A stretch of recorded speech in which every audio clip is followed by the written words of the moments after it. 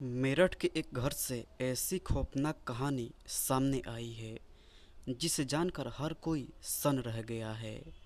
इस कहानी में कुल 3 किरदार हैं, पति पत्नी और वो। हालात कुछ ऐसे बने कि पत्नी को प्रेमी के साथ मिलकर अपने पति का कत्ल करना था, लेकिन प्रेमी अंधविश्वासी था।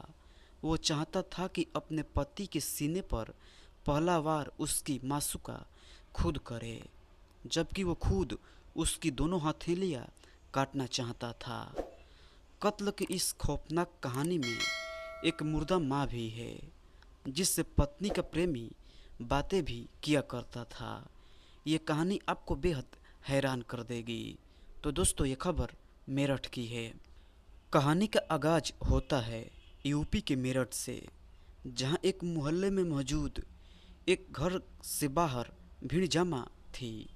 हर एक की निगाहें उसी घर की तरफ थी। थोड़ी देर बाद वहां पुलिस पहुंचती है। पुलिस के बाद फोरेंसिक टीम घर में दाखिल होती है। घर के अंदर से और तो कुछ नहीं, नीले रंग के प्लास्टिक का एक ड्रम बाहर निकाला जाता है। अमूमन इस तरह का ड्रम लोग घर में पानी जमा करने के लिए खरीदते हैं। इसके बाद ड्रम को एक गाड़ी में डालकर ले जाया जाता है। अब ड्रम मेरठ के एक सरकारी अस्पताल के मुर्दा घर पहुंच चुका था। ड्रम ज़रूरत से ज़्यादा भारी था। न ड्रम खुल पा रहा था और न ही उसे तोड़ा जा सकता था। लिहाजा पुलिस वाले तय करते हैं कि इस ड्रम को मशीन से काटा जाए। कुछ देर में ही मशीन और मैकेनिक भी मुर्दा घर बुला लिए जाते हैं। अब बारी है ड्रम को काटने की। बड़ी मशक्क़त के बाद आखिरकार ड्रम को काटने में कामयाबी मिल जाती है। दरअसल उस ड्रम के अंदर सीमेंट का घोल भरकर जमा दिया गया था, जिसकी वजह से वो जमकर सख्त हो चुका था, बिल्कुल किसी पत्थर की तरह। अब ड्रम काटने के बाद उसके अंदर जमे हुए सीमेंट के टुकड़ों को भी मशीन से काटने का काम शुरू हो जाता है। थोड़ी देर बाद सारे टुकड़े अलग हो जाते हैं और फिर उन्हीं टुकड़ों में करीब 3 टुकड़ों में बिखरा सौरभ कुमार बाहर निकल आता है। ड्रम में टुकड़ों में बंद होने के पूरे 14 दिन बाद जमे हुए सीमेंट और काटे गए ड्रम के बराबर में जमीन पर काली पॉलिथीन में सौरभ कुमार की लाश 3 टुकड़ों में रखे थे। फ्रिज कुकर बैग के बाद ये सबसे ताजी लाश है जो एक ड्रम ने उगली है। लेकिन कहानी ऐसी कि आपका दिमाग घूम जाए। ये कहानी एक ऐसी पत्नी की है जिसने घर वालों की मर्जी के खिलाफ लव मैरिज की, लेकिन लव मैरिज के 3 साल बाद उससे फिर से लव हुआ और उसने अपने पहले प्यार और पति के सीने में अपने हाथों से पहला खंजर उतार दिया। फिर दूसरे प्यार यानी दूसरे प्रेमी साहिल शुक्ला के साथ मिलकर लाश के 3 टुकड़े किए, सर धड़ से अलग किया, दोनों हाथों की हथेलियां काटी, फिर आधी लाश बैग में डालकर बेड के नीचे छिपा दिया। प्रेमी अब अपने घर चला गया था, लेकिन जाते जाते वो सर और दोनों हथेलियां एक दूसरे बैग में रखकर अपने साथ अपने घर ले गया। प्रेमी के जाने के बाद इधर प्रेमिका को अब बैग में रखी लाश से डर लगने लगा। नींद नहीं आ रही थी, इसलिए तड़के 3 बजे वो भी आधी लाश घर में छोड़कर अपने प्रेमी के घर चली गई। ये कहानी है 3 लोगों की है। 29 साल के सौरभ कुमार, 26 साल की मुस्कान रस्तोगी और 28 साल के साहिल शुक्ला की। साल 2016 में सौरभ की मुलाकात मेरठ में मुस्कान से होती है। मुलाकात दोस्ती में बदलती है और फिर दोस्ती प्यार में बदल जाता है। सौरभ ने मुस्कान को बताया कि वो मर्चेंट नेवी में है और लंदन में पोस्टेड है, मगर इसके बावजूद सौरभ के घर वाले मुस्कान से उसकी शादी के लिए तैयार नहीं हुए। सौरभ घर वालों की मर्जी के खिलाफ जाकर मुस्कान से शादी कर लेता है। शादी के बाद वो 6 महीने के लिए लंदन चला जाता है। मगर बाद में पता चलता है कि सौरभ मर्चेंट नेवी में नहीं है, बल्कि लंदन की किसी बेकरी में काम करता है। उसकी माली हालत भी उतनी अच्छी नहीं थी। इधर सौरभ और मुस्कान को तब तक एक छोटी बेटी हो चुकी थी। बेटी होने के बाद अब सौरभ के घर वाले भी उसके करीब आने लगे थे। मगर तभी कहानी में एक नया ट्विस्ट आ जाता है। सौरभ ज़्यादातर लंदन में रहता था और मुस्कान अकेली अपनी बेटी के साथ किराए के मकान में। इसी दौरान मुस्कान की मुलाकात उसी मोहल्ले में रहने वाले साहिल शुक्ला से होती है। देखते ही देखते दोनों बेहद करीब आ जाते हैं। अब साहिल अक्सर मुस्कान के घर आने जाने लगता है, यहाँ तक कि दोनों घर में शराब भी पीते हैं। इत्तेफाक से मकान मालिक उन दोनों के रिश्ते को भाप जाता है। साल 2021 में जब सौरभ लंदन से मेरठ आता है, तब मकान मालिक उसे मुस्कान और साहिल की सच्चाई बता देता है। इस बीच दोनों के कुछ चैट पर भी सौरभ की नज़र पड़ जाती है। फिर सौरभ और मुस्कान में झगड़ा होता है और बात तलाक तक पहुंच जाती है। सौरभ मुस्कान को अब तलाक देना चाहता था। इन्हीं झगड़ों के बीच 2023 में सौरभ फिर से लंदन चला जाता है। अब मुस्कान और साहिल आज़ाद थे। फिर पूरे 2 साल बाद यानी 2025 में ये आज़ादी ख़त्म होने वाली थी, क्योंकि सौरभ 24 फरवरी को लंदन से 2 साल बाद मेरठ अपने घर लौट रहा था।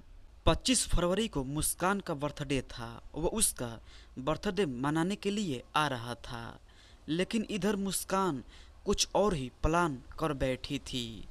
उसका इरादा ठीक बर्थडे वाले दिन यानी 25 फरवरी को ही सौरभ को मार डालने का था, मगर ऐसा न हो सका। 25 फरवरी वाली प्लानिंग फेल हो गई और सौरभ बच गया।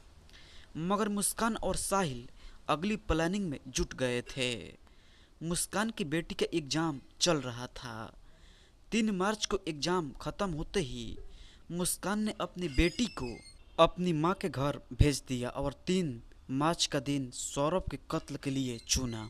उस दिन रात को जैसे ही सौरभ अपने कमरे में सोने गया, मुस्कान ने साहिल को बुला लिया। इसके बाद पहले मुस्कान ने सौरभ के सीने पर तेजधार खंजर से वार किया और फिर साहिल चाकू लेकर सौरभ पर टूट पड़ा। सौरभ पूरी ताकत से लड़ने की कोशिश कर रहा था, लेकिन वो हार गया। मुस्कान उसकी मौत का तमाशा देखती रही और कुछ ही मिनटों में सौरभ की सांसें थम चुकी थी। कत्ल के बाद लाश ठिकाने लगाने की बारी थी, तो उसकी भी प्लानिंग पहले से हो चुकी थी। इसके बाद साहिल और मुस्कान ने मिलकर एक प्लास्टिक का बड़ा ड्रम खरीदा। फिर उन दोनों ने बाथरूम में सौरभ की लाश के 3 टुकड़े किए और उस बड़े ड्रम में भर दिए। फिर उस ड्रम को सीमेंट का घोल डालकर भर दिया, यानी वो ड्रम सौरभ की ठोस कब्र बन चुका था। इसके बाद वो दोनों साहिल के घर जाकर आराम से सो गए। फिर 4 मार्च की सुबह हुई। लाश वाला ड्रम कमरे में रखकर अब मुस्कान साहिल के साथ हिमाचल की वादियाँ घूमने जा रही थी। 4 मार्च की शाम को ही दोनों एक कैब बुक करते हैं और शिमला, मनाली और कसौल घूमने निकल जाते हैं। उस वक्त मुस्कान अपने साथ कुल 84,000 रुपये लेकर निकली थी। 14 दिन बाद जब पैसे ख़त्म हो गए तो दोनों वापस मेरठ आने का फैसला किया। हालांकि एक दूसरी कहानी ये भी है कि पैसे ख़त्म हो जाने के बाद मुस्कान सौरभ के अकाउंट से पैसे निकालना चाहती थी। पैसे निकले नहीं तो उसने अपनी माँ को फ़ोन किया। माँ ने कहा, जब सौरभ तुम्हारे साथ ही घूमने गया है तो पैसे की क्या ज़रूरत है। इस पर मुस्कान अपनी माँ को बताती है कि उसने सौरभ को मार डाला है। तब उसकी पहली बार पुलिस को ये सच्चाई बताती है। इसके बाद 18 मार्च को पुलिस मुस्कान के इस घर में पहुंचती है और फिर नीले रंग के इस ड्रम से सौरभ की सच्चाई बाहर आती है। ये तो थी कत्ल की कहानी, पर कत्ल की इस कहानी से कहीं ज़्यादा सनसनीखेज है कत्ल की प्लानिंग और मुस्कान साहिल के इश्क की दस्तान। तो पहले इश्क की दस्तान की कहानी। मुस्कान की बेटी प्ले स्कूल में पढ़ती थी। बेटी को स्कूल लाने ले जाने के दौरान ही मुस्कान की मुलाकात साहिल शुक्ला से हुई थी। सौरभ चूंकि ज़्यादातर बाहर रहता और मुस्कान अकेली, तो जल्द ही दोस्ती प्यार में बदल गई। घर में कोई नहीं था तो दोनों जब जब घर में ही मिल लेते थे। साहिल शुक्ला अंधविश्वासी था, उसकी माँ नहीं थी, मगर उसने अपनी माँ के नाम पर स्नैपचैट पर एक अकाउंट खोल रखा है था। उसे लगता था कि उसकी मुर्दा माँ उससे बात करती है। ये बात मुस्कान को भी पता थी। मुस्कान ने अपने भाई के मोबाइल नंबर पर एक अकाउंट खोला। उसी नंबर के जरिए वो साहिल को उसकी माँ बनकर मैसेज करती थी कि मुस्कान अच्छी लड़की है, तो उसके साथ खुश रहेगा।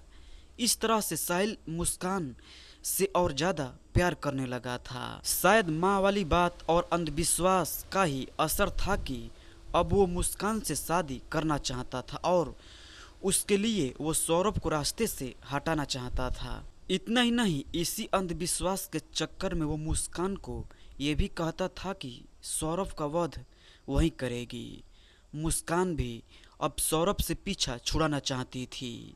इसी के बाद दोनों ने पिछले साल नवंबर में ही तय कर लिया था कि इस बार सौरभ के मेरठ आते ही उसे मार डालेंगे और नवंबर से ही कत्ल की प्लानिंग शुरू हो गई थी।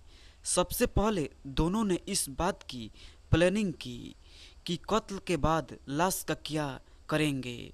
आखिर में तय किया गया कि लाश को जमीन में गाड़ देंगे, पर कैसे ये उन्हें भी नहीं पता था। इसके लिए अब दोस्तों से पूछताछ करने लगे थे, मगर दूसरी तरह से जब लाश दफनाने वाला आइडिया काम नहीं आया, तब उन्होंने दो और आइडिया पर काम किया। पहला, लाश के टुकड़े कर बैग में रखकर कहीं फेंक आएंगे या फिर उसे ड्रम में डालकर सीमेंट के घोल से उसे अंदर बंद कर देंगे। ड्रम वाला आइडिया साहिल का था। 25 फरवरी को मुस्कान का जन्मदिन आता है, लिहाजा सौरभ 24 फरवरी को लंदन से मेरठ लौटने का प्लान बनाया। ये बात मुस्कान ने साहिल को बताई। इसी के बाद तय हुआ कि ठीक बर्थडे वाले दिन ही सौरभ का कत्ल होगा। प्लानिंग ये थी कि शराब में बेहोशी की दवा मिलाकर उसे पिला देंगे और फिर मार डालेंगे, मगर उस रात सौरभ ने शराब पी ही नहीं। 25 फरवरी का आइडिया यानी पहली कोशिश नाकाम रही। अब मौत की दूसरी तारीख 3 मार्च तय की गई, क्योंकि उस दिन मुस्कान और सौरभ की बेटी का एग्ज़ाम ख़त्म होना था और बेटी को मुस्कान को अपनी माँ के घर भेजना था। प्लान के तहत मुस्कान पहले से ही दुकान से 800-900 रुपये में 2 चाकू खरीद कर लाई थी।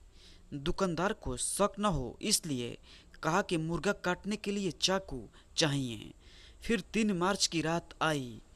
इस बार शराब की जगह मुस्कान ने सौरभ का पसंदीदा खाना कोफ्ता बनाया और उसी में बेहोशी की दवा मिला दी। जब सौरभ बेहोश हो गया तब देर रात मुस्कान ने साहिल को घर बुलाया और फिर सौरभ के सीने पर पहला वार मुस्कान ने ही किया, क्योंकि सौरभ अंधविश्वासी था और चाहता था कि सौरभ का वध मुस्कान करे। ये साहिल का अंधविश्वासी था कि उसने कत्ल के बाद सौरभ की दोनों हथेलियाँ काटी थी और फिर उस सिर और हथेलियाँ अपने बैग में रखकर घर लेकर चला गया था। दोनों ने यह भी पहले से तय कर लिया था कि कत्ल के बाद वो शिमला चले जाएंगे और सबको यही लगेगा कि मुस्कान सौरभ के साथ घूमने गया है। कत्ल के बाद सौरभ का फ़ोन भी मुस्कान के पास था। वो सौरभ के फ़ोन से ही उसके भाई बहन को मैसेज करती थी, मैसेज के रिप्लाई देती, ताकि सभी को यह लगे कि मैसेज सौरभ भेज रहा है, पर किस्मत का खेल कहिए या फरेब, बकौल मेरठ पुलिस मुस्कान सौरभ का कत्ल तो करना चाहती थी, पर वो साहिल से शादी नहीं करना चाहती थी। और साहिल ये सब कुछ सिर्फ मुस्कान से शादी के लिए कर रहा था। यानी कहानी का क्लाइमेक्स ऐसा नहीं होता तो क्या पता पार्ट 3 भी बन सकता था।